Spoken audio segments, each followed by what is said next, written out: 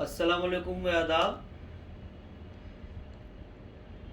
साथियों, 3 तारीख को जो ज़िला पंचायत अध्यक्ष अमरोहा का इलेक्शन हुआ था और उसमें जो नोटंकी हुई थी, उसी वक्त मैंने कहा था कि ये जो नोटंकी हो रही है ये कुछ दिन बाद आने वाले ब्लॉक प्रमुख के चुनाव के लिए हो रही है।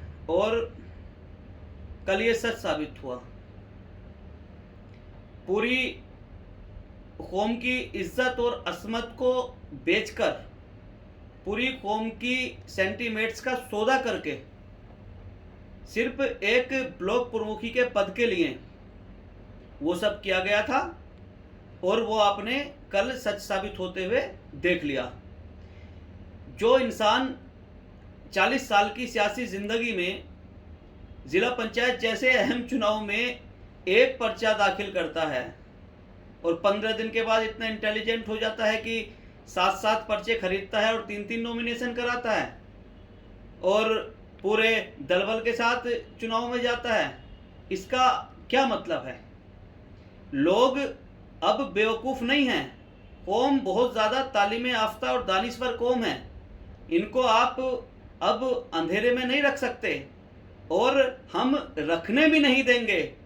अमरोहा का मुख्य विपक्षी होने के नाते मेरा ये फर्ज है, मेरा ये कर्तव्य है कि जो आप गलत करेंगे उसके खिलाफ मैं बोलूँगा, उसके खिलाफ आवाज़ उठाऊँगा। ये मेरा अधिकार भी है और मेरा कर्तव्य भी है और मैं ये पूरी तरह से अपना फर्ज निभाता रहूँगा।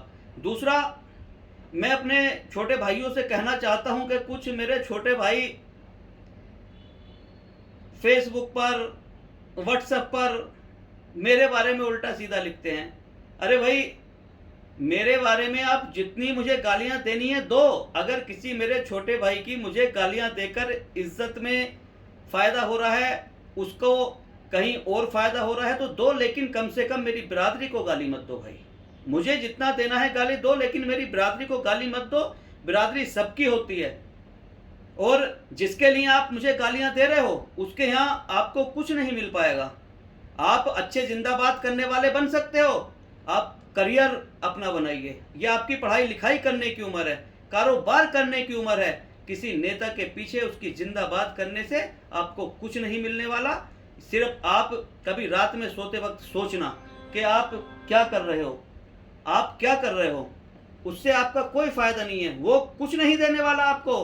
वो आपको ब्लॉक प्रमुख नहीं बनाएगा, वो आपको एमएलसी नहीं बनाएगा, वो अपने भैये भतीजों को बनाएगा। आपको सिर्फ जिंदाबाद करने वाला ही रखेगा और जब आप होश में आओगे तब बहुत देर हो चुकी होगी। तो मैं फिर कह रहा हूं कि अपने काम पे ध्यान दीजिए, अपने करियर पर ध्यान दीजिए। ये शख्स आपको कुछ नहीं दे सकता। जिसने 25 साल में अमरोहा को कुछ नहीं दिया, वो आपको क्या देगा। और मैं फिर कह रहा हूं कि अपनी मासूम और भोली कौम से कि जो बीजेपी को हराने के नाम पर जिसको आप वोट देते हो, वो आपके वोटों का सौदा करके बीजेपी के साथ मिली भगत करके आपके सेंटीमेंट्स को तोड़ा है, आपके भरोसे को तोड़ा है। आपकी जो उम्मीदें थी कि हम बीजेपी को हराना चाहते हैं और ये सोचकर आपने वोट किया था, देखिए कैसा खेल किया है, कैसा मैच फिक्स किया है। मेरा तो फर्ज है आवाज़ उठाना और मैं मरते दम तक आवाज़ उठाता रहूँगा और जो भी गलत होगा उसके खिलाफ आवाज़ उठाऊँगा। और जब तक मैं ज़िंदा हूँ तब तक कुछ भी गलत होगा तो उसके खिलाफ आवाज़ उठाऊँगा। ये मेरा फ़र्ज़ है और मैं अपने फ़र्ज़ को पूरी तरह से निभाऊँगा। सुनो, हरगिज़ कभी ये सानेहा होने नहीं देंगे। सुनो, हरगिज़ कभी ये सानेहा होने नहीं देंगे। हम अपने जीते जी तुझको खुदा होने नहीं देंगे। हम अपने जीते जी तुझको खुदा होने नहीं देंगे। दिए रोशन करेंगे और मुंडेरों पर भी रखेंगे।